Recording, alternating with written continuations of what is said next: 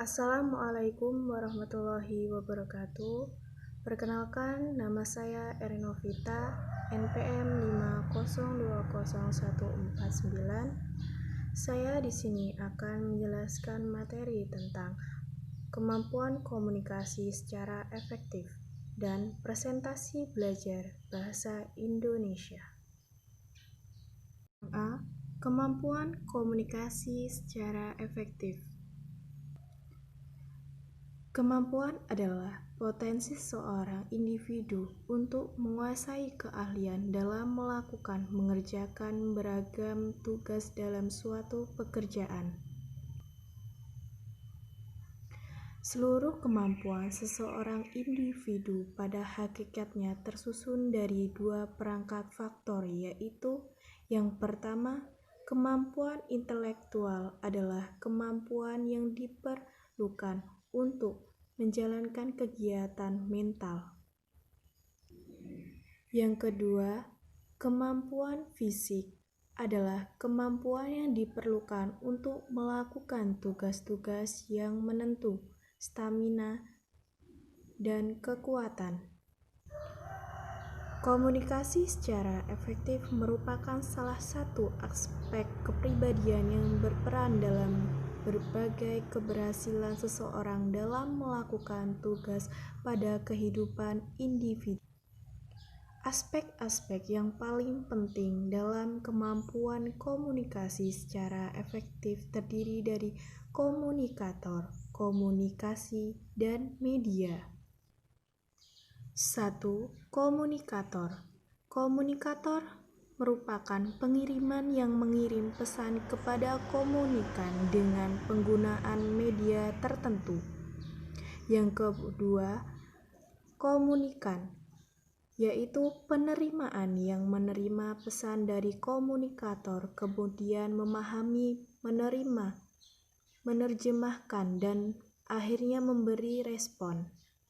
Yang ketiga, media, saluran yang digunakan untuk menyampaikan pesan sebagai sarana berkomunikasi.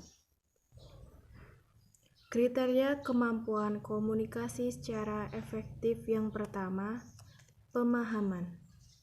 Pemahaman adalah penerimaan yang cermat atas kandungan rangsangan seperti yang dimaksud oleh pengirim pesan. Yang kedua, kesenangan. Kesenangan yaitu sekadar berkomunikasi dengan orang lain untuk menimbulkan kesejahteraan bersama.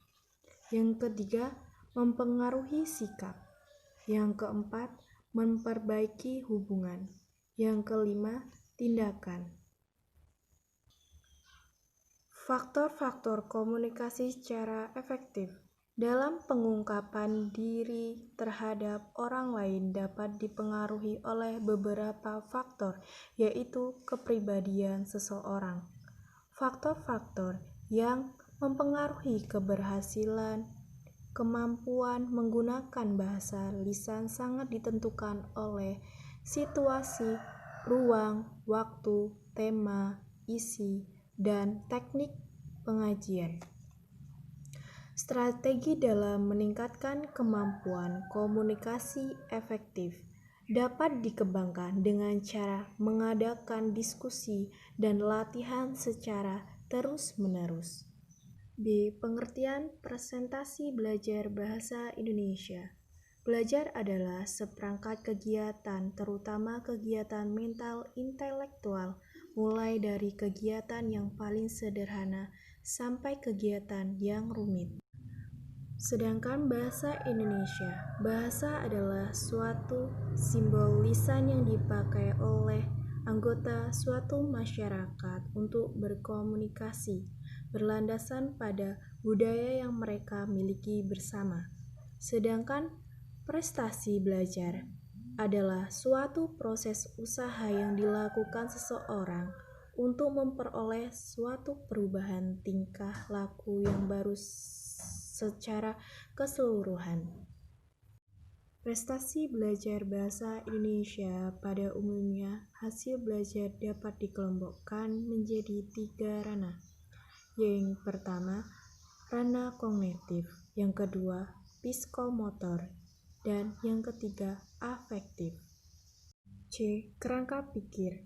Penelitian ini didasarkan pada kerangka pikir, yaitu siswa memiliki motivasi yang kuat untuk berkomunikasi.